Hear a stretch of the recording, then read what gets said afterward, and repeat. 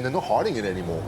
Yeah. That's like, really? Yeah. The amount of time, effort, money, resources, everything that we do to just provide what we are at the moment, you know, like, it fucking hurts. Yeah, so where should a police officer start for regular continuous improvement?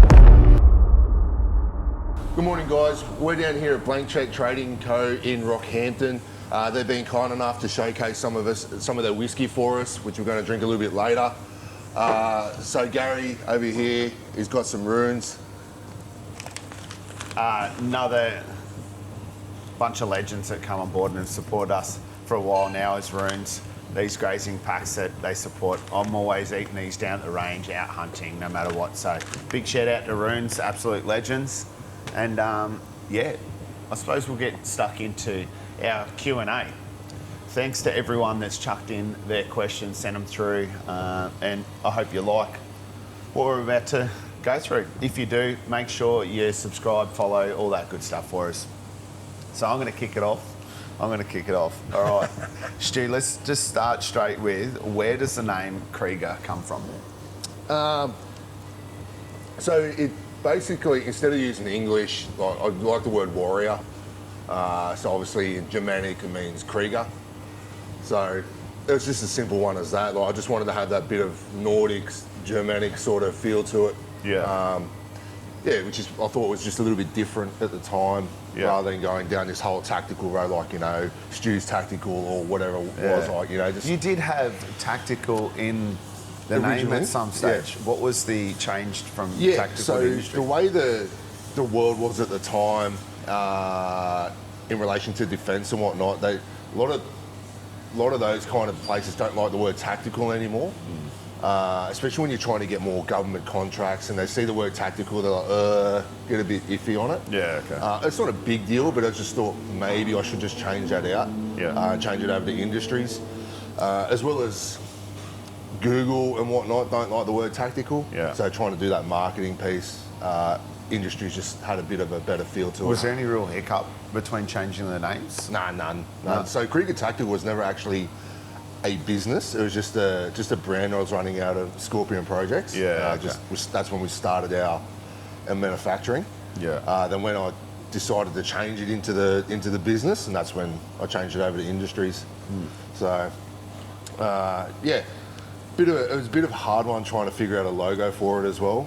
Originally had, you know, the Viking helmet and all that kind of stuff, but I just wasn't feeling it. So I just wanted something a bit more, like, not bland, but easier for people to capture in a sense. And I suppose especially dealing with government and law enforcement and the like.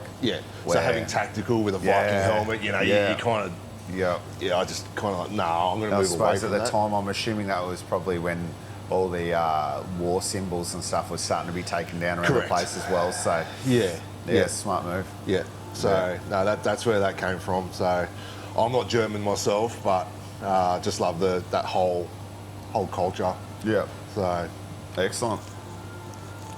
You want to throw one in the mix, or I'll throw one in the mix. What do we got from? Let's get something completely different of 9mm versus 40 cal training carryover. 9mm 40 cal training carryover. Do you want to touch on it, or you want me to spin this one? Well, for me personally, I've been shooting, as you know, like the QPS, like 40 cal, for a while, and I hadn't shot a pistol since Army, and with like the pistol course was what did that in 2008, I think it was. So between 2008 and 2023, I haven't shot anything. Then just going straight over to the 40 cal, I'm like, it's actually got a bit of punch to it. Finally got used to that. Then coming back to shoot with you guys, back to 9mm, threw me out completely. But yeah, for training for police, I think they really need to go to 9mm. 40 cal is just a bit too much for a lot of people. So I agree 100%. I don't think there'd be many people out there that would say that there's not a difference when it comes to the thud. Just the sheer thud in your hand, the recoil control and management and stuff, I find with the 40 cal you've got to be gripping hard. You've got to be, on your ball to achieve what you want to achieve. Whereas the follow over, then if I'm doing that with 40 cal and then come over to 9mm, I'm overdoing it. Like I'm almost pressing over the target because of how much of a difference with the recoil. So the carryover is no different. Fundamentals still the same, grip's still the same, still non-master hand dominant, all that stuff. Nothing changes. If you're doing that with 40 cal and you come over to 9mm, excellent. If you're doing it with 9mm and go over to 40 cal, just squeeze a bit harder, I'd say. Like if we're going to keep it real layman, like would be just squeeze a bit harder. But other than that, a pistol's a pistol, right? Yeah. All the fundamentals are still there. So the carryover, I think, is if your fundamentals are there, they're still the same. Just a little bit more kick from one than the other. What really threw me out was I had the kids come up from Brisbane and I took them to the range. They'd never fired a gun before. And we used a 22. 22 pistol. Holy fuck, did that just... I'm like, I'm so shit.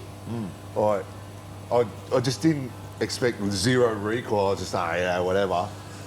I shot so low. I'm like, why am I so shit? It's obviously my grip when everything was just not correct. I definitely find like any form of anticipation or, like where you're timing the shot with 9mm and 40 cal, where you're timing it and there's maybe that slight dip, there's nothing with the 22 pistol. My kids shot better than I did and I was so embarrassed. I'm like, fuck. Here I am a QPS instructor. I can shoot, kids are shooting better than me. So, it's crazy. No, Scotty from CQ Firearms and Training, he's got one and he loves it to be able to be like, hey, we'll start with this. And then we've found the people starting with that and then going all the way up. They've been like a better shot than ones that haven't. Hey, we haven't tested enough, to be science behind it. But it's definitely been It was good. interesting. I was embarrassed, but... That's good. I would have paid to see that on Just wanted to give up. All right. So I want to dive deep into something that might hit your heartstrings a little bit. So this one's actually a frequently asked question that comes to both of us lots, and that's about the plate carrier and one that you made for the QPS trial, and then it didn't get up. So I'll put it down here as the frequently asked question. As plate carrier, can you tell us about it and why you believe that you didn't get the contract with QPS for that? I have to be careful how I answer this one. It is a very sore point for a few different factors surrounding it as well. Not just losing the contract because, we want to see police wear our gear. Great, like that hurt. But every other event surrounding that is what almost destroyed myself personally and the company. So from what I hear, there's several different reasons why we didn't win the contract. And from those reasons, we are like, you're full of shit. Like, that is not a reason at all. Like, you can't pass that on to us. So we don't know the actual reason why we lost. But from what I hear, our vest actually outperformed everyone. I personally have heard that from other people as well. That hadn't come from you. That people were like, hey, this was the vest that we wanted. And that was doing better. And so I can't take all the credit of that design, so I can't name him. He doesn't want to be named. But the person who entered, submitted that tender, I'd say probably good 70 to 75% was his idea on the design. We just enhanced it, had to take things out which wouldn't work, added things in which we thought would be better. So realistically, between us both, we made a pretty decent product. Good enough to actually win, I guess. Outperform everyone. But unfortunately, it just didn't get up, and we just don't know why. I found out in a QPU journal So you had the journal that come out at the start of the year. I think it comes out every 4 months, maybe, roughly, okay. whatever it is. Start of the year, so they're doing all the testing, the trials. We're like, cool, this is sick. See, so it's good seeing all the photos of the vest being worn in the trial phases and the write-ups and everything.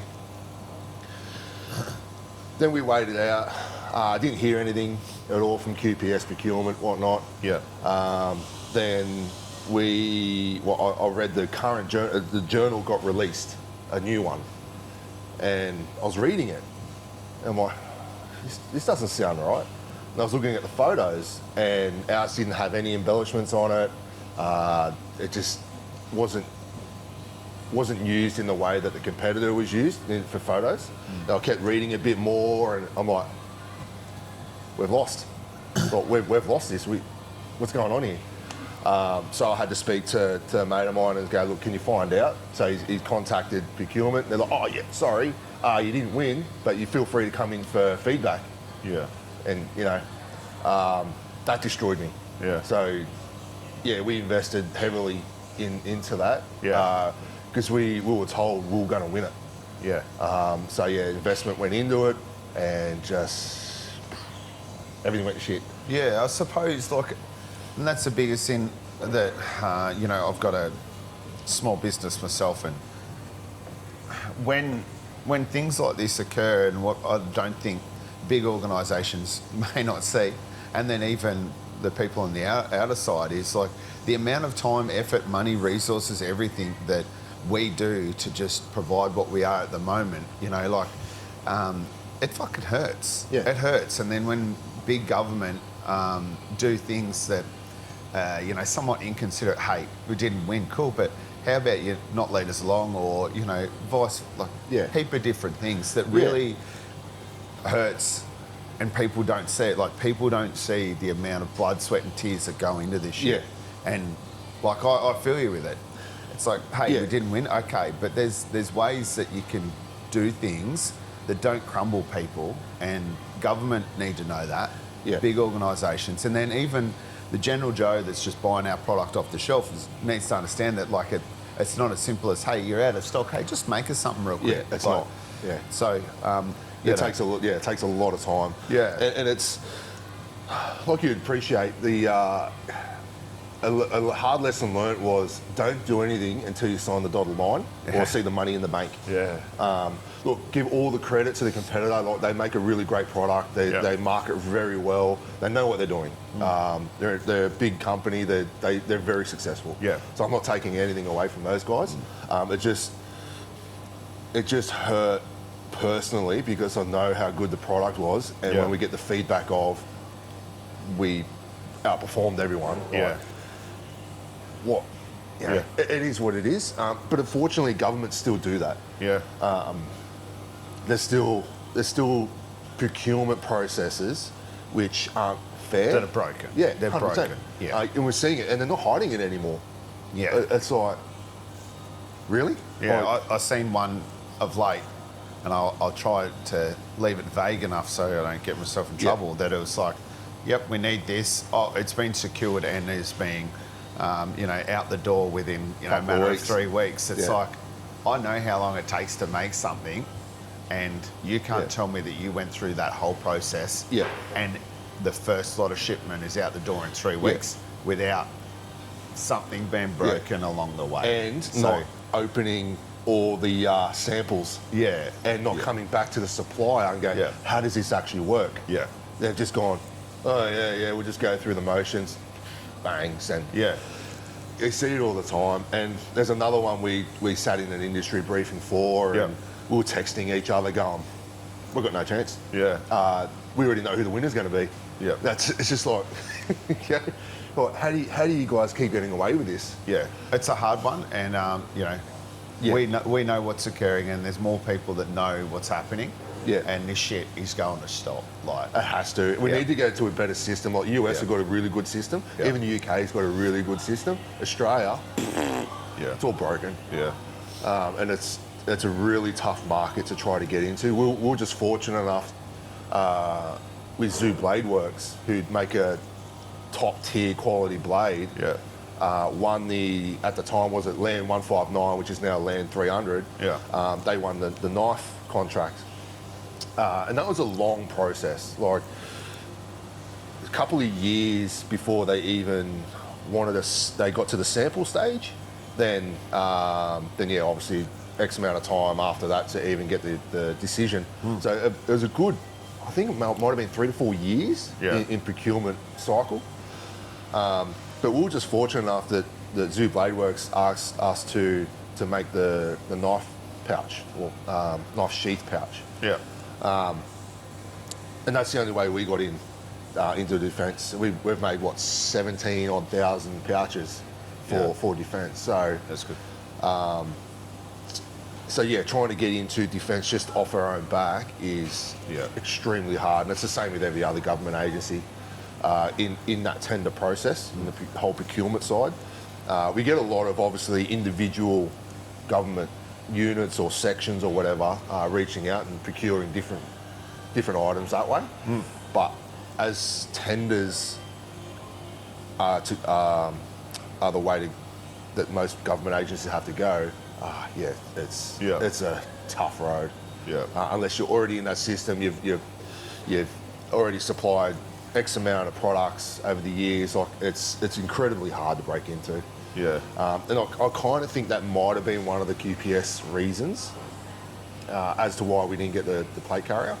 But we partnered with an armour company that's already done many government contracts, so it's kind of like the argument's still not valid in a sense. Yeah. But moving forward, I'm glad that it's hit your nerve, because I can see how passionate you are. So it rides me. Thanks to everyone with this question coming up all the time. Especially when working, like when I first got the job at QPS and I seen all the vests, I'm like, yeah. There's plenty of things that it is what it is. Yeah. Let's take a quick break. Yeah, so we're back from our quick break. Quick shout out again to Runes and Blank Check. Absolute legends for sponsoring us, following us. After that last question, helping everything out. I'm going to have to drink both those bottles. Thanks for that. Yeah, Fuckhead. Excellent. So thanks to those businesses jumping on board, helping us. We're here today at Blank Check, so we'll put a link to these guys down below. All right, what have we got, Stu? All right, next question is, how do you maintain balance between personal life and the demands of business, considering you realistically run 2 businesses? Let us know your thoughts. Yeah, I suppose this is probably a question that could go over a whole series, and I'm sure you have different answers to me, to everyone else. You don't don't manage it. It's chaos, honestly. So I suppose the best way I can put it, that I'm not boring everyone to death, is just going back to those things that help you physically and mentally. And for me, that is my ice bathing, my gym, and then spending time with the family. And I'll notice straight away if I start to cut any of that out. I had one period there where Black Friday, 2 businesses trying to get Black Friday up and happening. And you start to go, okay, I haven't got time to go to the gym today. Then today it leads into tomorrow, and then before you know it, you've done a week without going to the gym. And now, hey, you could do a week without exercise physically, but mentally, by the time I could just feel, I'm like, I need to go for a run. So maintaining those fundamentals within health, for me, fitness, ice bathing, and family is the biggest thing. And I've got the most supportive partner. Big shout out to Rachel. Right? She's been able to, slap me across the head and be like, hey, you're cranky today, or like whatever it is, because it's hard to just go, anyone that can say that they can separate one from another, from work to life, it's not that easy sometimes. It's not, no. Especially like in our case, where our businesses are in our house. Like, we're taking it home with us. We're sending messages at night, you know, up to 9 o'clock at night. So I suppose, how do I balance it? I'm still figuring that out. It's just keeping those fundamentals there. Yeah. And then when it comes to night time now, I'm getting to that point where it's like, all right, we generally post stuff up around dinner time. Yeah. Get a bit of traction there for an hour or so, and then I need to phone down, or, you know, if I'm going to be on my phone, it's just some numb scrolling through Instagram or something. Yeah. It's something that's not activating my brain, because the biggest part for me is sleep, right? I lay on my sheeky mat, I have my nighttime tea, and then it's bed. I need to get 8 hours. You know, the science is there now to show how important sleep is. So if I watch something or I'm doing business before bed, bang, I'm wired. Like, I'm thinking that whole time. Yeah. So managing the two it's tough. It's tough. And what a lot of people don't see, and we touched on it before, like, is that they don't see the endless hours to produce something small. So then when they're like, oh, just give us this, or, you know, hey, can we come and pick it up from your house? Or you're just like, that's all extra layers that we don't have already. Yeah. You know, like, I'm ready at the top layer, Yeah. and I can't give any more. So I think this could be good for people to understand a bit behind us, and knowing how hard we actually work to just do what we're doing already. Yeah. So I don't know, is there anything that you do to try and level yourself to be able to be, especially like the big one I'd say is present. Like, I'm there with the family, but am I present? And that's something I've been working on of late. And it's like, all right, once I'm here with you, I'm here with you. Phone's down, let's... So I've got to give a massive shout out to my wife, April, for that. She's been there at the highest, lowest, always there. Like, she has had to deal with so much of my shit, and yet she's still there. So, like you're saying, trying to balance the family life and everything like that, incredibly hard. Yeah. There's certain times where, I made the agreement with April, like, once it's dinner time, there's no more work.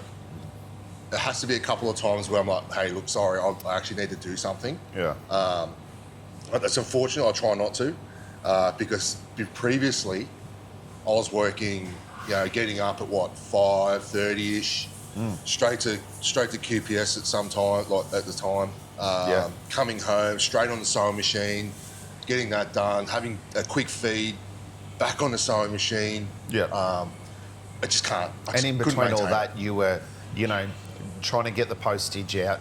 You were, trying to get any other orders. At the time. R&Ds, and then when I come on board, then you had to deal with me calling you, being like, hey, we need this. So your workload's... and it's since leaving the service, I've only been out for 5 minutes.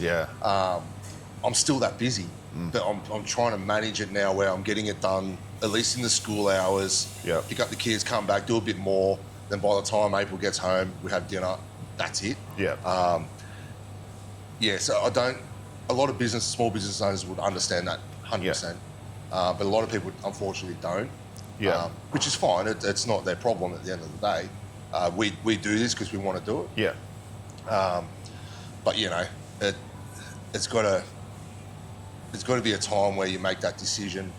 And you said, obviously, doing your health sort of stuff. I wish I had an ice bath. I'm going to have to invest in one, I think. If anyone out there, business that wants to sponsor Stu and get an ice bath, like, please, because the big man, he's a broken body. He needs some help. So when you like workouts, for example, physically but more mentally, when I had the 3 businesses, right, I had the retail, the coffee, and the manufacturing. I didn't go to the gym because this is like all the time that COVID was happening as well. So I'm like, well, fuck it, I don't need to go to the gym because I can't, whatever.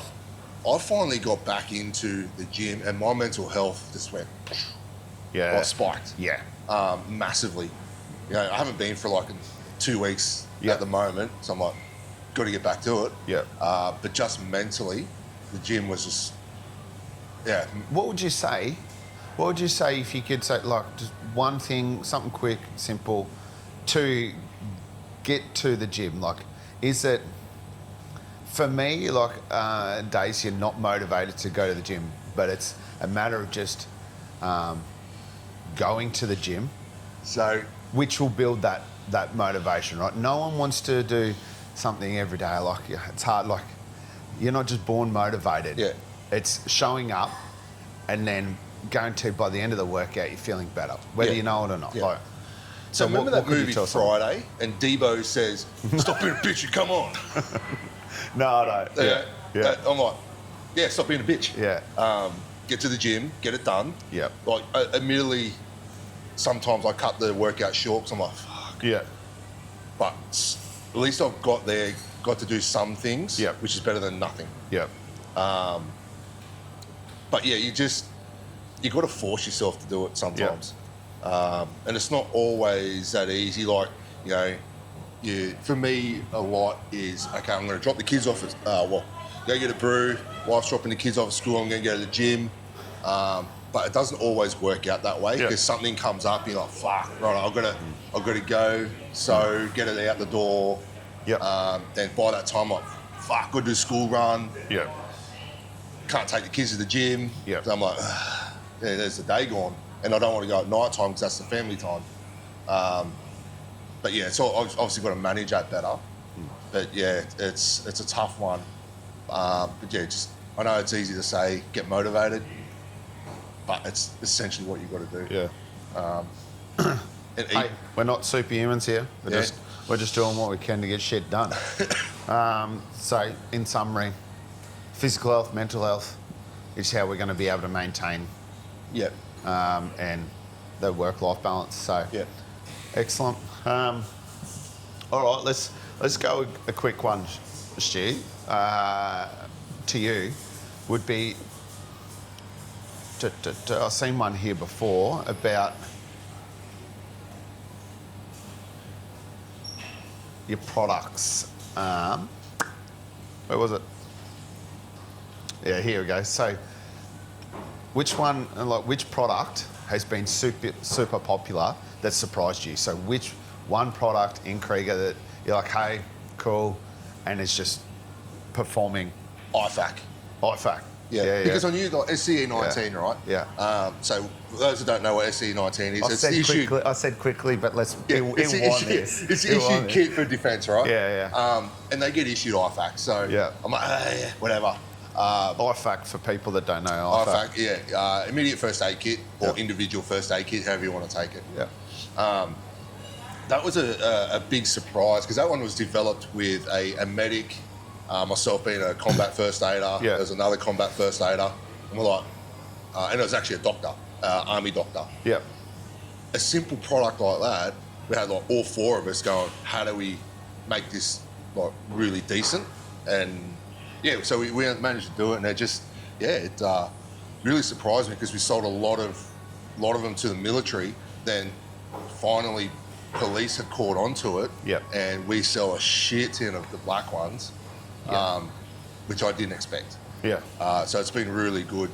We've been getting more and more emails from, like I was saying earlier, individual policing units and whatnot, reaching out. Hey, can we get a quote for this? And same as there's been a large security company in New South Wales and Victoria reaching out, going, hey, we want to get these. Yeah. So it's been really interesting. It's kind of something that's sitting in front of us the whole time. You know, like you said, military. Yeah. We carry 2 tourniquets overseas. You know, to not think, hey, actually, law enforcement need this shit as well. Yeah. And I think that's why our product is selling so well. Is it's tried, tested, and we know what the fuck we're talking about. And it kind of annoys me about other products that are out there, and they're like, hey, yeah, this is good, but have no understanding, never been tested, you know, like, cool, happy for you guys. But I think that's why ours is dominating so well, is because it has been not just tested here in Australia, but overseas, you know, in military war zones. And there's people copying it. Yeah, there's people copying it, you know. Yeah, there's a couple of manufacturers in Australia like, Yeah. You're welcome. Yeah. So, yeah, I love it. I love it. Hey, with that one, let's lead on to the next one with future products. We'll start with future products for Krieger, projects and expansion. You know, what's on the future for Krieger? What do you see? So future products, there's a couple I'm not going to mention at the moment. Yeah. Because I want to keep it a hush-hush. Yeah, I heard they're multi-million-dollar deals. Billions. Yeah. No. So we've got the pistol belt being released literally as we speak. Yep. Magazine pouches. Yep. Looking at potentially a different plate carrier. Yep. Okay. I'm not sure about a backpack just yet, because obviously SE19 still running different sizes of backpacks. I'm like, just sitting on the fence. Yeah. But yeah, we've got a lot in the works of just trying to figure out what to release first. Yeah.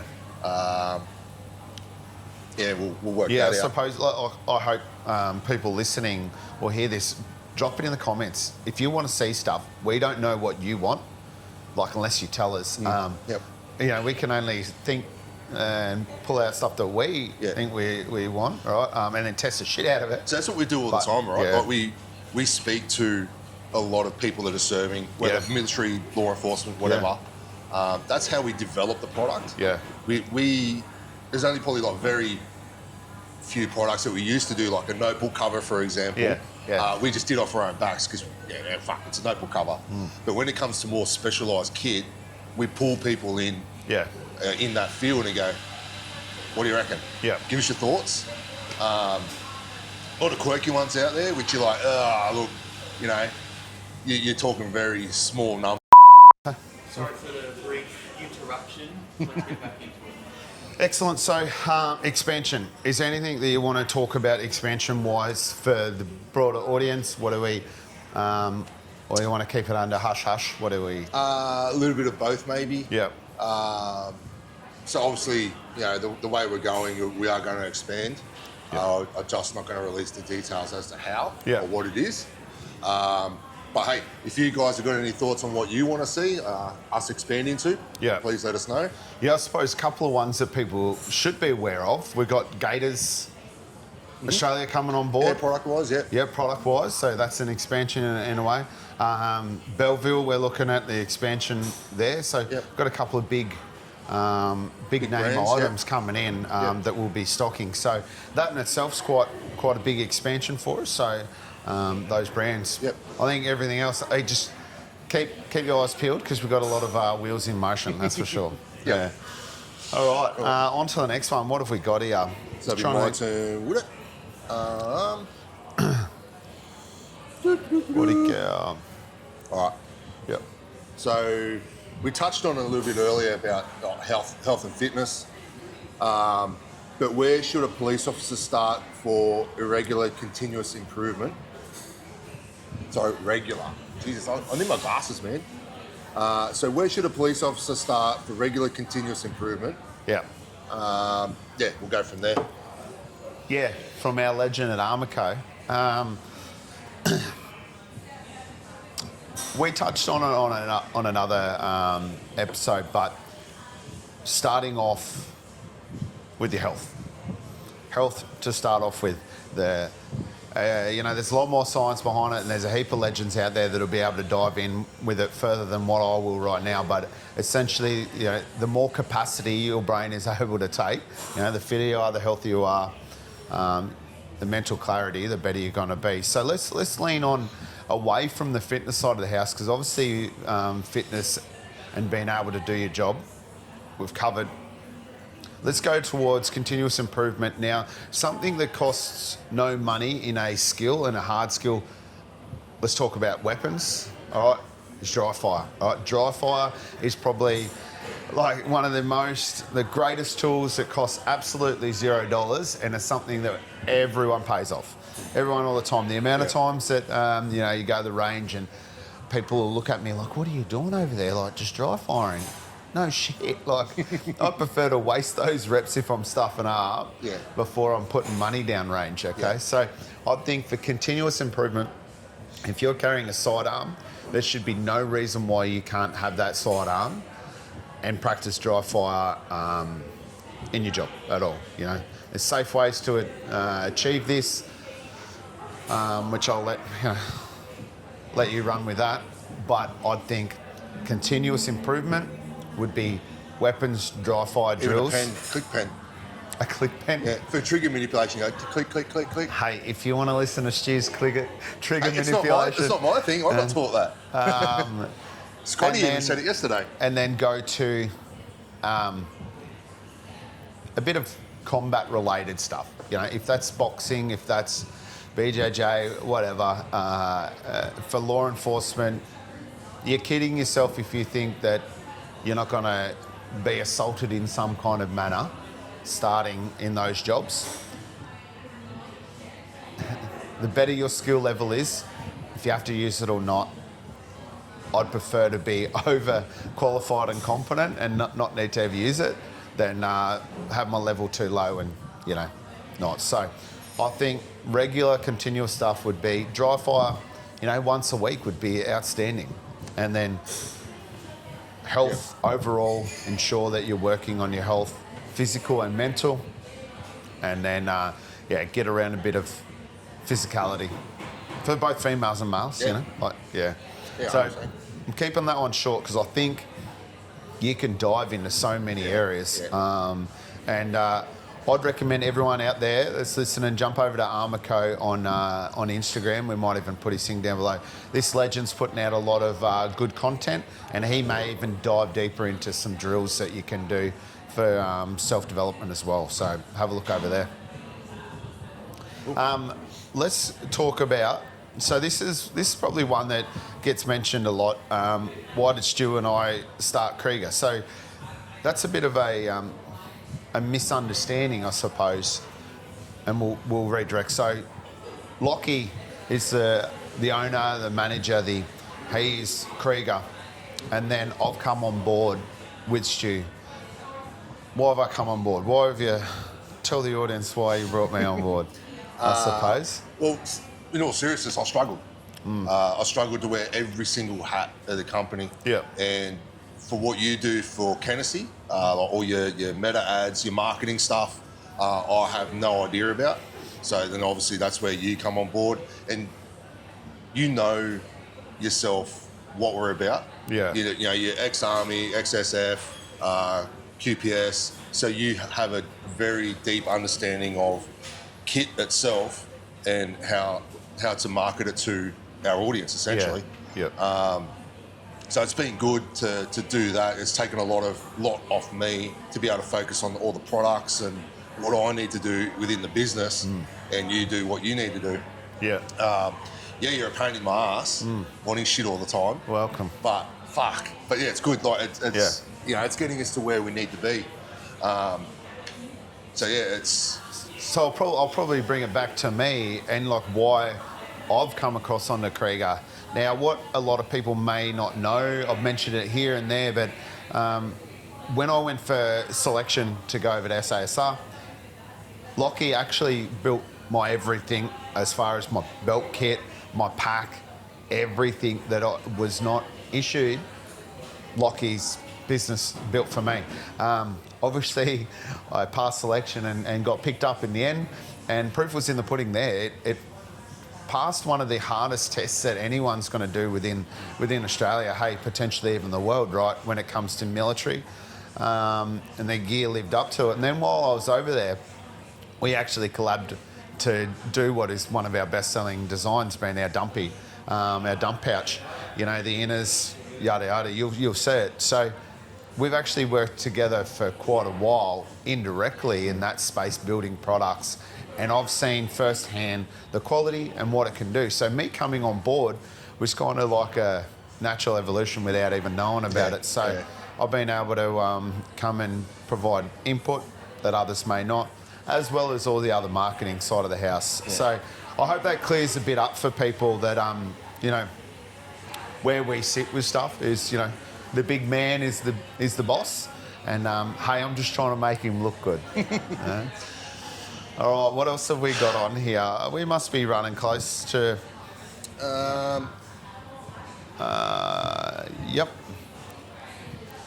I think we've got. Yeah, I think that's everything, isn't it? That could be absolutely everything for now. Yeah, looks like it.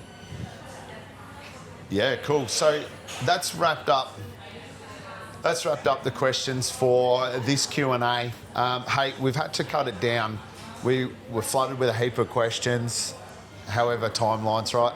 So we'll keep those questions potentially for later. But if there's anything that you would like to hear from the big man and I for our next Q&A, product related, life related, individual, you name it, throw it out, and we'll do our best to try and answer these as best as possible. So it's been an absolute blast. One last shout out to Absolute Legends Runes. And Blank Check Distillery for the whiskies. And we're obviously And the in Blank Check right now in their coffee shop. So these legends, jump over, check them out. We're super happy to be here. So from myself, the big fella, Thanks for listening. that's a bit of a wrap. Till next time, make sure, jump over on the link, subscribe, give us a follow, comment, all that good stuff.